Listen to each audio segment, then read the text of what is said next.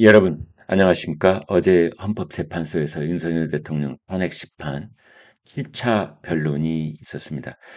윤석열 대통령 측에서는 중국의 선거 개입설 의혹을 제기를 했고, 선거관리위원회는 서버 데이터를 보여주겠다, 뭐 이렇게 맞서기도 했습니다. 신원식 안보실장이 어제 나왔는데요. 신원식 안보실장은 외교적 영향을 고려해서 직접적인 답변을 하지는 않겠다 이렇게 말했습니다. 윤석열 대통령 측은 검찰의 조서가 증거 능력으로서는 어, 불가능하다 이렇게 주장을 하기도 했습니다.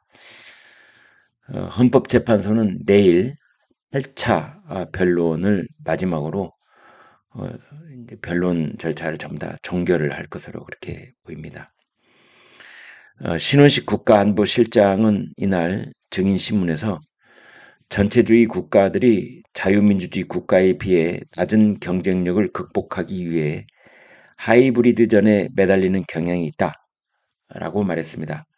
하이브리드 전쟁은 군을 투입하는 것 예외도 정치 공작, 경제 침투, SNS를 이용한 여론 심리전 뭐 이런 것들을 말합니다. 윤석열 대통령 측에서 캐나다, 스웨덴 사례를 거론하면서 중국이 체류 유학생, 주재원 등을 통해 친중 정치인에게 정치 자금을 제공하거나 지지 여론을 확산, 상대 후보를 낙선을 하기 위한 가짜 뉴스 등을 퍼뜨리는데 알고 있는가라고 물었습니다. 신원식 실장은 그런 보도를 본 기억은 있다라면서 다만 이 한국 선거에 대한 중국의 개입 시도 의혹에 대해서는 외교에 영향을 미칠 수 있어 답하지 않겠다. 이 중국의 정치 개입과 관련해서도 단정할 수는 없지만 경각심을 가질 필요는 있다. 이렇게 답변을 했습니다. 어, 국정원 3차장이었던 백종욱 증인이 나왔는데요. 이분은 2023년 7월부터 9월까지 국정원이 주관이 돼서 중앙선관위 그 서버 시스템을 12주 동안 집중적으로 점검을 했던 그때의 그 총 책임자입니다. 어제 증인으로 출석을 했습니다. 외부 공격에 취약하다. 이렇게 이야기를 했습니다. 인터넷망, 업무망, 선거망 이것이 원래 망 분리가 돼 있어야 되는데 망이 분리가 되지 않아서 망 분리가 되지 않아서 외부 공격에 취약한 구조였다. 이렇게 증언을 했습니다.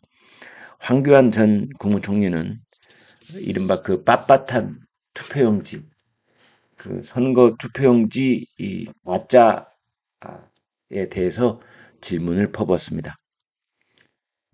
또 이 선거인 명부를 놓고 해킹이 가능하다라고 백종욱 전 국정원 3차장은 얘기를 했고 김용빈 중앙선관위 사무총장은 불가하다 이렇게 공방전을 펼쳤습니다.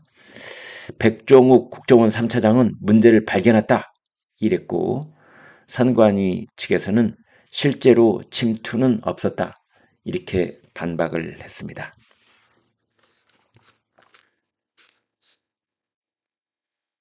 백종욱 국정원 3차장 선관위 선건 시스템이 우리나라 어떤 기관의 어떠한 시스템보다도 보안이 중요하다고 생각했는데 상당히 부족한 부분이 있어 놀랐다 이렇게 말했습니다. 인터넷에서의 업무망과 선거망이 각각 독립적으로 분리돼 운영돼야 함에도 망 간에 연결되는 접점이 있었다. 해커 입장에서는 망 연결이 됐다고 볼 수 있다. 이렇게 지적했습니다. 아무튼 뜨거운 공방이 오갔다 뭐 이렇게 중립적인 보도들이 많이 있는데요. 어, 이게 이제 비례적인 중립을 취하는 것이죠. 양쪽을 두고 얘기하는 겁니다. 이쪽에는 백종욱 국정원 3차장, 이쪽에는 김용빈 중앙선관위 사무총장 이런 겁니다. 백종욱 국정원 3차장은 해커가 선관위 내부로 침투해 통합선거인 명부 등을 탈취할 가능성이 있다. 이거 어마무시한 얘기입니다. 대통령 선거든 국회의원 선거든 우리나라 4,200만 명에 해당되는 그 통합선거인 명부 4,200만 명 이걸 탈취할 가능성이 있다. 이제 김용빈 선관위 사무총장은 모의 해킹 환경에서 데이터를 조작할 수 있지만 실제 상황에서는 불가능하다. 저는 이런 말은 잘 이해가 안 됩니다. 모의 상황에서 가능하면 실제 상황에서도 가능하다. 모의 상황이라는 게 하늘에서 뚝 떨어진 것이 아니라 실제 상황을 전제로 추출한 상황이 모의 상황입니다. 가령 모의 재판에서 법리를 다 따져서 이 사람은 유죄다라는 결론이 나와 있는데 실제 재판에서는 불가능하다. 이게 말이 됩니까? 그 말이 안 되는 건데.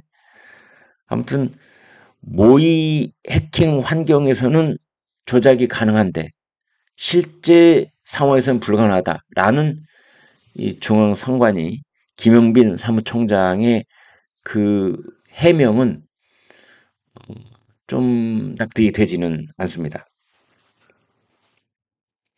그다음에 가짜 투표지에 대해서도 백종욱 국정원 3차장은 가상의 유령 유권자가 사전 투표한 것처럼 표시하는 것이 가능하다.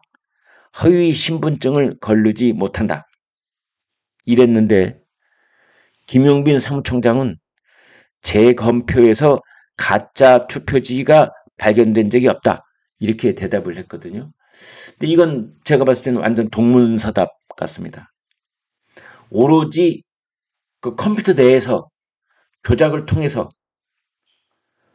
가짜로 유령 유권자를 만들어서 투표를 한 것처럼 컴퓨터 내에서 숫자를 조작하는 게 가능했다고 국정원 3차장은 얘기를 했는데 선관위 사무총장은 이런 동의가 발견된 적이 없다. 저는 다른 얘기죠. 국정원 3차장은 컴퓨터 내에서 유령 유권자를 만들어서 숫자를 조작하는 것이 가능했다라는 것이고 선관위는 동의가 발견된 적이 없다라고 하니 전혀 다른 얘기를 서로 하고 있었다. 이런 말이 생깁니다. 실제 부정선거의 가능성. 이제 이것이 가령 관건일 수가 있겠는데 백종욱 국정원 3차장은 선관위 전산망 침입 흔적을 확인하지는 못했다. 부정선거는 점검 대상이 아니었다. 따라서 부정선거를 점검하는 그러한 점검을 다시 해보면 전산망 침입 흔적이 나올 수도 있다라는 뉘앙스의 말이었거든요. 그런데 이제 선관위에서의 대답은 부정선거는 없다. 대법원 선거무효 소송 기각 판결 등으로 밝혀졌다. 이렇게 답변을 했습니다.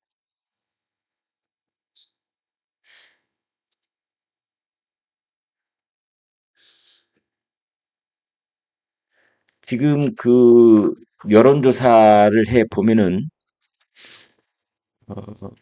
우리 국민의 43%가 부정선거 의혹에 공감하고 있다. 이렇게 여론조사 결과가 나와 있습니다.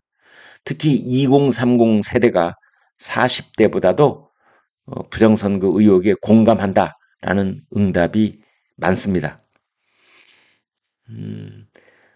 부정선거 의혹에 공감하지 않는다는 대답은 물론 56%로 절반 이상이긴 합니다만 국민의 43%가 부정선거 의혹에 공감하고 있다면 어떤 대책을 세우는 것이 옳다 이렇게 저는 봅니다.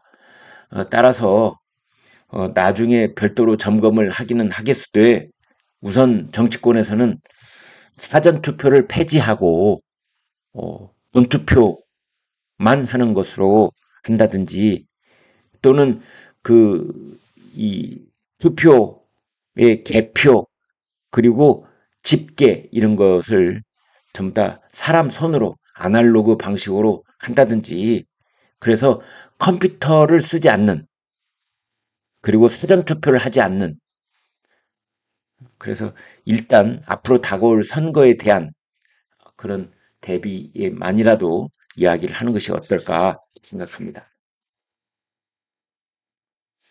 이상민 전 행안부 장관도 어제 헌재에 나왔는데 언론사 단전 단수 지시 받은 적 없다.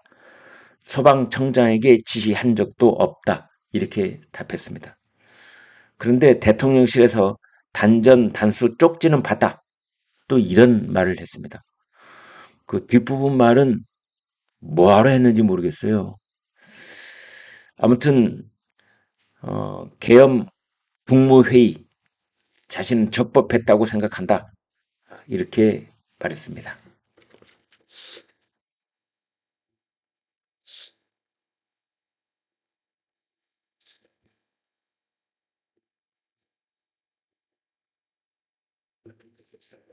윤석열 대통령은 헌법재판소에서 계엄 때 군인이 오히려 시민에게 폭행을 당했다라고 말했습니다. 헌법재판소는 그 한덕수 총리에 대한 그 증인 신청을 기각을 했습니다. 선거관리위원회 서버 검증 요구도 기각을 했습니다. 한덕수 총리에 대한 증인 신청을 기각을 하면서 한 줄 얘기했더군요. 필요성이 부족하다. 최상목 대통령 권한대행, 이진숙 방송통신위원장 등 국무위원 그리고 선관위 투표관리관 등에 대한 증인 신청도 기각을 했습니다. 그래서 어떤 시청자께서는 이런 댓글을 주셨습니다. 헌법재판소가 아니라 기각재판소구나. 대통령 탄핵도 기각해라.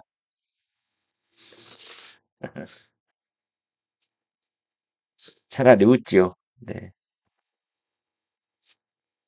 더불어민주당의 교육연수원장 박구용이라는 사람이 있습니다. 전남대 철학과 교수입니다. 보수 우파를 지지하는 2030 세대를 겨냥을 해서 사유는 없고 계산만 있는 외로운 늑대다. 스스로 말라 비틀어지게 해야 한다. 이런 말을 해서 크게 논란이 되고 있습니다. 조선일보는 사설을 썼는데요.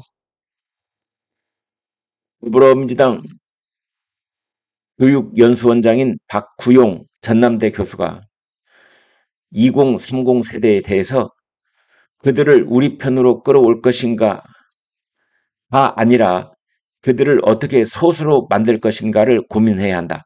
스스로 말라 비틀어지게 만들고 고립시켜야 한다. 그들은 사유는 안 하고 계산만 있다. 참 이게 공당의 교육연수원장이 한 말인가 귀를 의심케 하는 말인데요. 이 박구용 원장은 뭐라고 했느냐. 작년 12월에는 대통령 탄핵 집회에 2030 여성들이 많이 나오니까 2030 남성들도 많이 나오라 하는 식으로 발언을 했다가 사과한 적도 있습니다. 박구용뿐만이 아닙니다. 민주당은 자신들을 지지하지 않는 연령층을 싸잡아 비난해온 전력이 있습니다. 과거에 60대 이상은 뇌가 썩는다고 발언을 했던 유시민 씨는 윤석열 대통령에게 투표한 2030 남성들에 대해 나는 니들이 쓰레기야 라고 말해주고 싶다. 했던 적이 있습니다.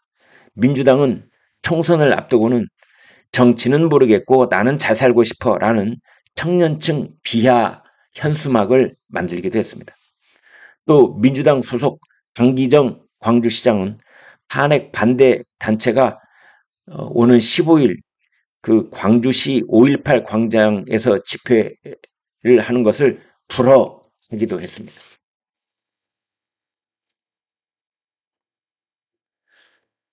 어제 권성동 국민의힘 원내대표가 교섭단체 대표 연설을 했는데 야당이 폭거 때문에 비상계엄이 있었다라고 말했습니다. 국가 위기 유발자, 헌정 질서 파괴자는 더불어민주당과 이재명 세력이다. 이렇게 맹공을 했습니다. 계엄 선포 전후 국정 혼란을 두고 이재명 책임론을 부각시킨 겁니다. 국정 혼란이 이재명 대표와 민주당의 의회 독재에서 비롯됐다라고 말했습니다. 민주당이 윤석열 정부 들어 총 29번의 탄핵 소추, 23번의 특별검사법을 발의를 하고 이 감액 예산 공행 처리를 해 국정을 마비에 빠뜨렸다라고 한 겁니다. 44분가량 이어진 연설에서 이재명을 18번, 민주당을 44번 언급을 하면서 이재명에 대한 맹공을 퍼부었습니다. 이재명 대표가 최근에 띄운 한미동맹, 성장, 실용주의 노선에 대해서 조기 대선을 겨냥한 정치적 아면극에 불과하다. 이렇게 말했습니다. 그러면서 권성동 원내대표는 대통령, 의회, 권력 분산을 하는 개헌을 해야 된다. 이렇게 말했습니다.